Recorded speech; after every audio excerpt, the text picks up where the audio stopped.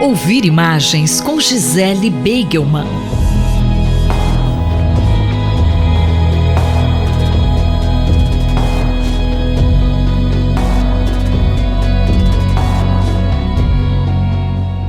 Professora, a quarentena e o teletrabalho estão levando as pessoas ao estresse com a internet no centro do seu cotidiano. Como a senhora vê esse fenômeno? Uma loucura essa nossa hibernação conectada, até mesmo porque não é uma hibernação de fato, mas um tempo em suspensão no qual nós estamos parados em movimento contínuo. Nós chegamos, enfim, à era do nomadismo tecnológico e estamos percebendo que ela não é tão interessante assim. De certa forma, estamos ressuscitando as utopias da internet dos anos 90, da ideia do universo paralelo, do mundo online e, quem diria, vivendo a febre das visitas virtuais a exposições. E quais museus e mostras a senhora sugere? Só o Google Art and Culture disponibiliza uma lista de 2.500 museus que podem ser visitados pela internet. Alguns aplicam a tecnologia do Google Street View aos museus, de forma que se pode não só visualizar as obras, mas também, entre aspas, caminhar entre as galerias e conhecer o prédio, como é o caso do Guggenheim de Nova York, cujo projeto arquitetônico do Frank Lloyd Wright, um dos meus arquitetos favoritos, é uma obra de arte em si. É tudo muito fake, gravado com os lugares vazios, mas permite uma leitura das curadorias, das formas como as obras são organizadas e espacializadas, que é muito interessante. Outra coisa que é interessantíssima de se fazer nesses ambientes do Google Art and Culture é navegar nas obras em si. Os recursos de zoom permitem ver detalhes das pinturas que a olho nu em uma visita presencial, até por normas de segurança dos museus ou às vezes pela quantidade de gente na frente dos quadros, é impossível de se ter. Você consegue ampliações de detalhes de obras como A Noite Estrelada do Van Gogh, que chega até o limite da pincelada do artista. Uma outra saída muito boa para curar o jejum das artes a que o coronavírus nos condenou é aproveitar para conhecer os poucos acervos de NetArt disponíveis em museu. Afinal, são obras especialmente criadas para o ambiente online e não sofrem as limitações sobre as quais nós falamos há pouco. Eu destaco aqui, para encerrar, o site Netescópio, que é uma plataforma curatorial criada pelo artista e curador argentino Gustavo Romano, que não só conseguiu a proeza de criar uma coleção de NetArt em um grande museu, no caso o MEIAC espanhol, como reuniu o melhor da arte online dos anos 90, incluindo também alguns trabalhos do início dos 2000. Os sites estão disponíveis individualmente no menu Obras, mas é possível também navegar por artistas. E o mais legal do meu ponto de vista, é possível passear pelas diversas curadorias que o Gustavo criou ao longo desse projeto na plataforma. Olha, são horas de entretenimento e reflexão garantidas. Para visitar as plataformas comentadas hoje aqui, você acessa artsandculture.google.com/partner ou, para conhecer o Netescópio, netescópio.meiac.es. Eu fico por aqui, um bom dia para você, uma ótima semana para nós e até a próxima. A professora Gisele Beigelman conversou comigo, Leila Kiyomura, para a Rádio USP. Ouvir Imagens com Gisele Beigelman.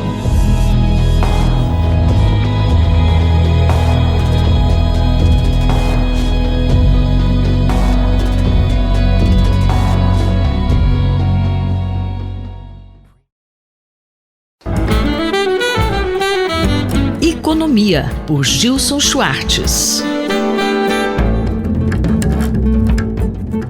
Professor Gilson, qual o tema da coluna hoje? A gente não podia deixar de comentar o grande debate, além da questão sanitária, pandêmica, o grande debate econômico em torno do coronavírus.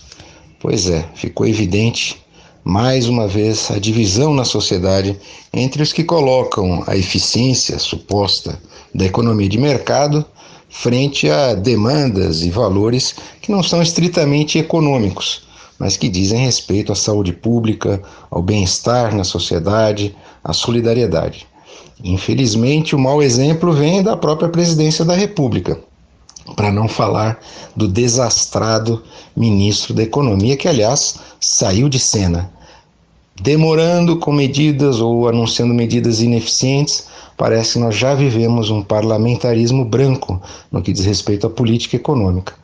Já era função do Congresso mediar os conflitos entre a própria presidência e a sociedade, cujas demandas vêm sendo efetivamente negociadas no âmbito do Congresso Nacional. Mas a questão que surgiu e que contrapõe o valor de uma vida aos valores de mercado chegou na última semana realmente a níveis inacreditáveis, especialmente quando a gente ouve, por exemplo, um presidente do Banco do Brasil afirmar que o valor de uma vida não é infinito. Esse tipo de racionalidade, de suposta calculabilidade, reflete, na realidade, a meu ver, uma posição que já existe em tempos normais. A pandemia, o coronavírus, está apenas explicitando uma posição filosófica que já é corriqueira no meio de muitos setores empresariais que cotidianamente colocam, obviamente, o lucro, o resultado econômico, o funcionamento do mercado acima de outras questões. Se não fosse assim, nós não teríamos essa profunda desigualdade. Professor, o que chama a atenção entre as medidas anunciadas? Entre as medidas anunciadas está, tanto no Brasil quanto no resto do mundo, a intervenção pesada do Estado.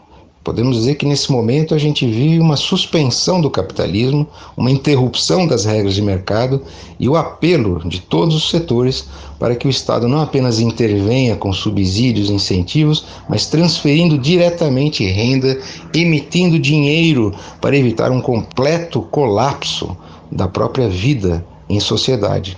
Questões na área de segurança, previdência, habitação vão se agravando, mas elas já eram muito graves, especialmente no Brasil, antes da epidemia, que se transformou em pandemia do coronavírus.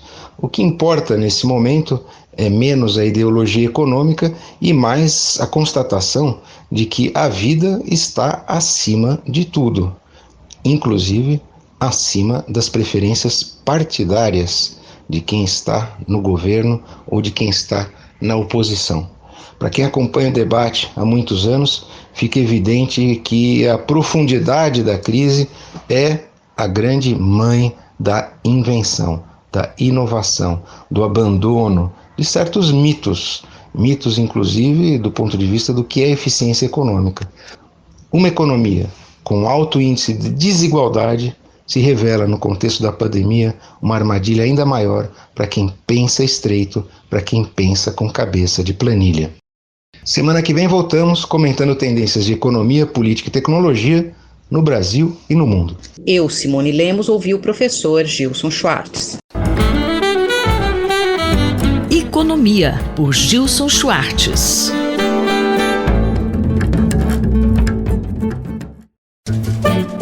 Horizontes do Jornalismo, por Carlos Eduardo Lins da Silva.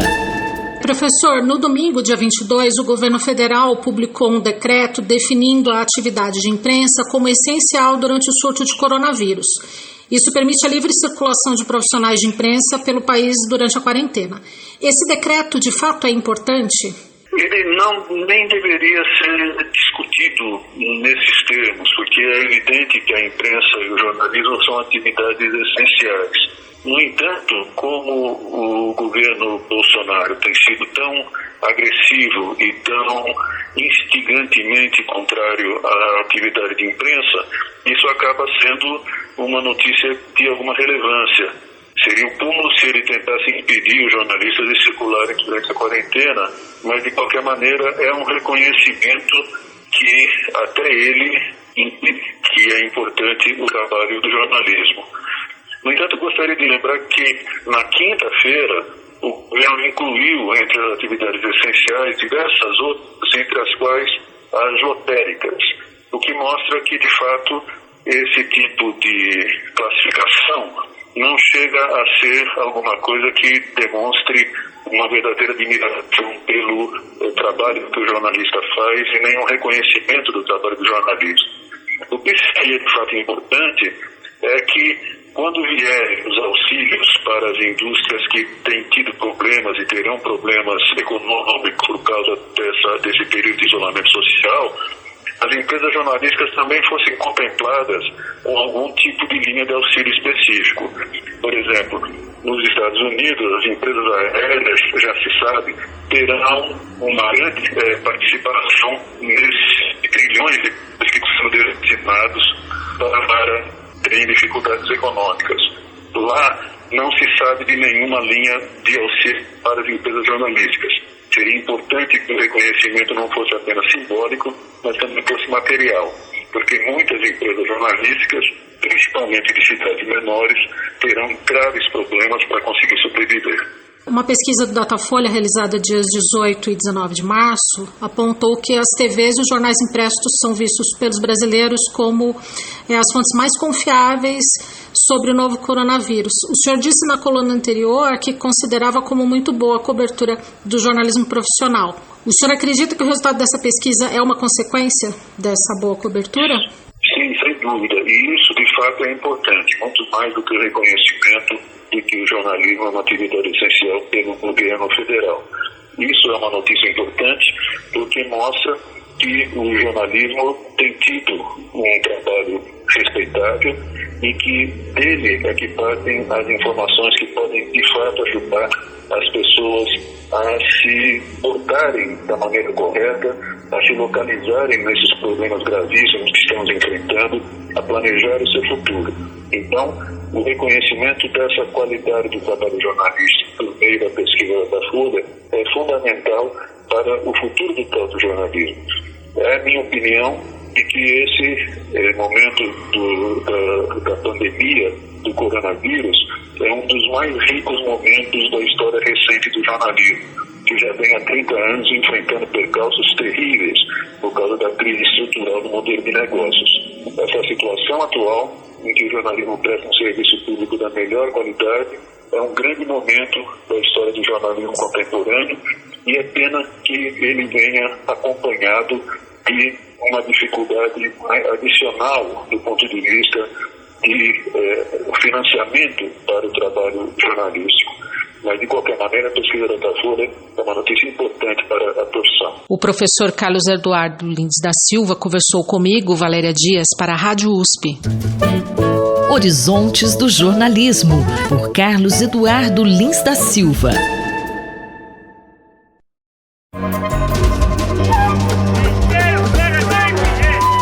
Saúde e Meio Ambiente, por Paulo Saldiva.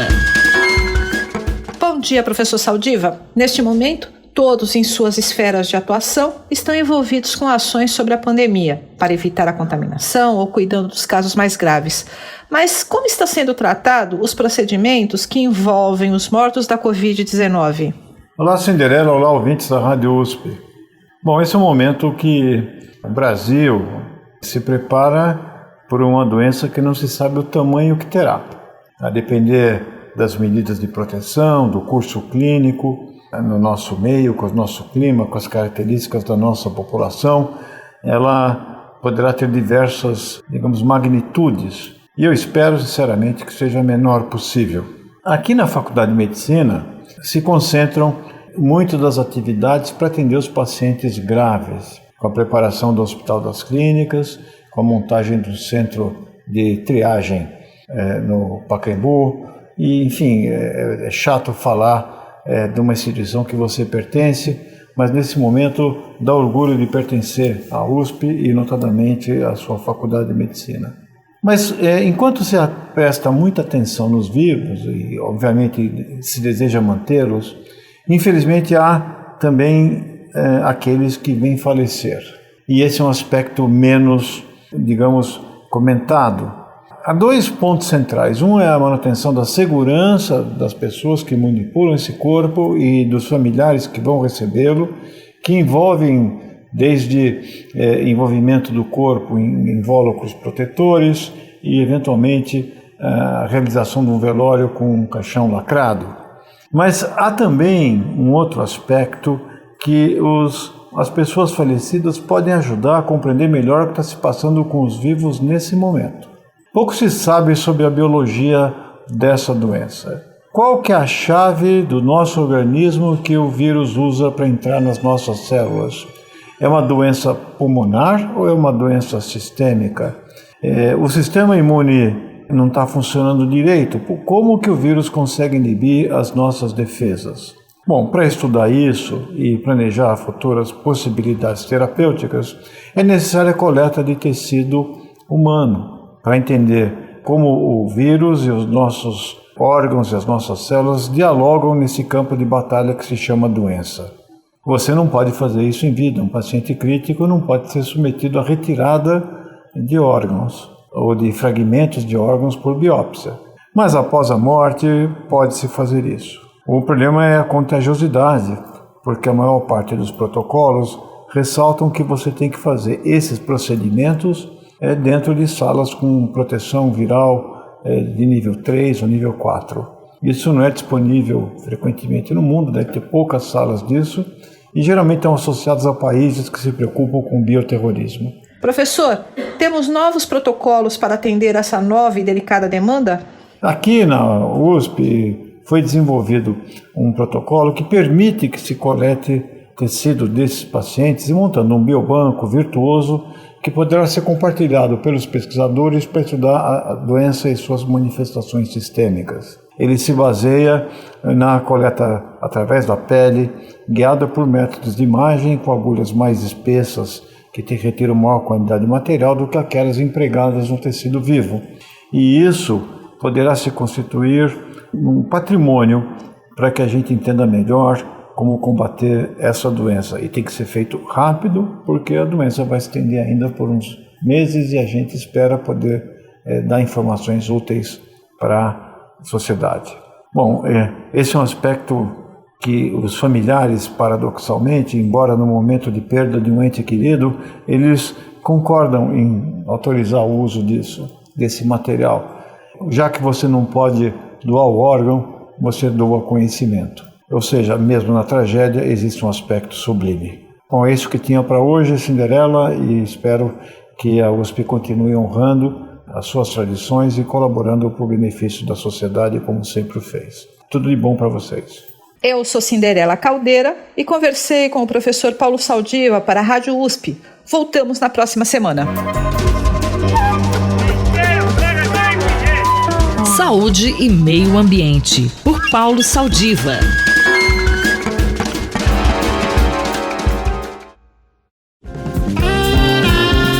Corpo em Movimento, por José Carlos Fará.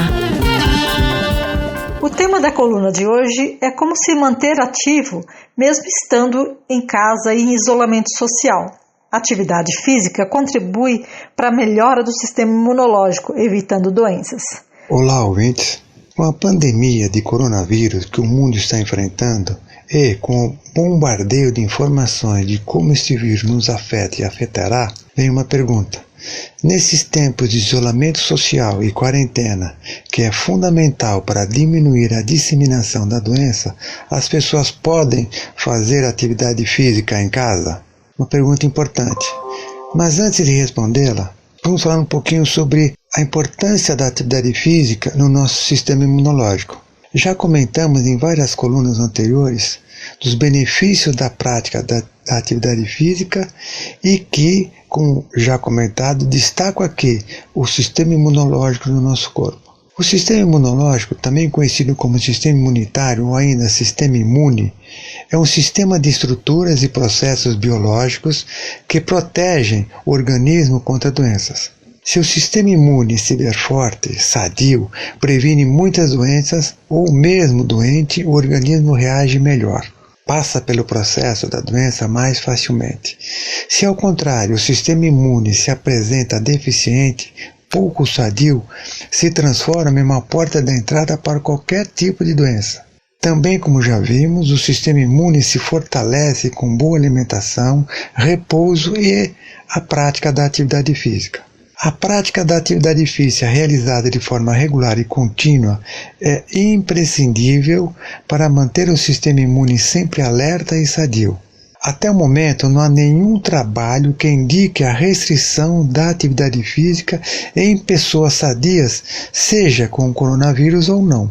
Muito pelo contrário, nesses tempos de coronavírus, é que precisamos de um sistema imune capaz de combater possíveis infecções. Então a resposta para a pergunta é sim, devemos praticar a atividade física, mas respeitando as diretrizes colocadas pelas autoridades de saúde no Brasil, que são divulgadas diariamente. Professor, como praticar atividade física em casa? Primeiro, fica claro que devemos praticar atividade física, ter uma boa alimentação e descanso, que são condições importantes para desenvolver um sistema imune forte. Mas devemos nos atentar para algumas condições. Nesse período de quarentena, a atividade física deve ser praticada em casa, de leve a moderada, porque a atividade física também deprime o sistema imunológico, e se a prática for muito intensa, o desgaste é grande e demoramos mais para a recuperação. Não se deve, nesse momento em que a transmissão é comunitária, realizar a atividade física em ambientes ao ar livre ou fechado e com aglomerações, que o risco de contaminação é maior. Também importante é realizar esta prática sem os sintomas, seja de gripe ou resfriado. Nessa situação, o sistema imune já está combatendo a possível infecção e, se fizermos atividade física, haverá uma sobrecarga nesse sistema e, como já falamos anteriormente, a porta se abre e o corpo fica suscetível a qualquer infecção. Fica como recomendação, se está sadio, continue a prática da atividade física de forma moderada e em casa. Se apresentar qualquer sintoma, fique em casa e siga as recomendações dos serviços de saúde. Há vários sites na internet que dão dicas de atividade física em casa. O CPUSP, em seu site, também tem exemplos para a prática da atividade física feita em casa. O site é cep.usp.br, repetindo, cep.usp.br,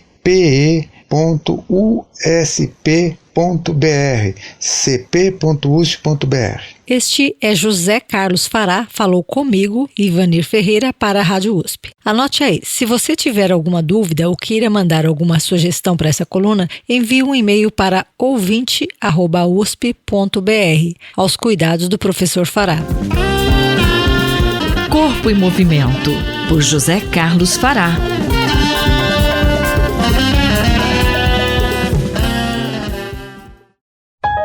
Observatório da Inovação, com Glauco Arbix. Bom dia, professor Glauco. Com a pandemia do coronavírus, a ciência passou a ter seu valor reconhecido pela sociedade? Bom dia, ouvintes da Rádio USP. Bom dia, Cinderela.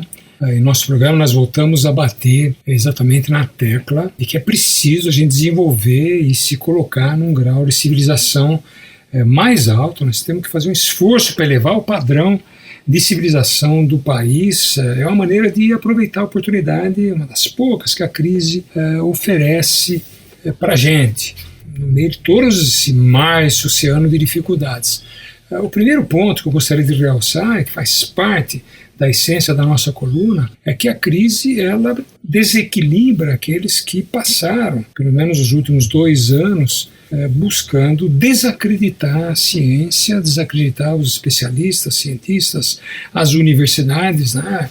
Nós tivemos isso nos Estados Unidos com o Trump, tivemos isso com o Orban na Hungria, ou mesmo com o Erdogan na Turquia, E nós vemos aqui no Brasil com a presidência da República e alguns dos seus ministros desqualificando claramente a atividade dos cientistas, em especial o nosso ministro da Educação, que não poupou esforços exatamente para falar que a universidade era uma fábrica de inutilidades, que nós passávamos o tempo aqui plantando maconha ou coisas desse tipo. Absurdos que, na verdade, só conseguem estimular quem não quer ver. Professor, essa lógica de dizer que as universidades só fazem balbúrdia mudou? Hoje é engraçado, mesmo as pessoas mais descrentes da ciência, dos especialistas, depositam suas esperanças nos cientistas, né? À procura da ciência o tempo todo. As notícias salvadoras são aquelas que estão relacionadas com, de repente, uma vacina que demora muito, certo? Que não está à vista, um medicamento novo. Esse é um movimento muito forte que mostra que a base da sociedade está sendo sacudida pela realidade. O mundo está estampado diante de nós, mesmo para aqueles que não querem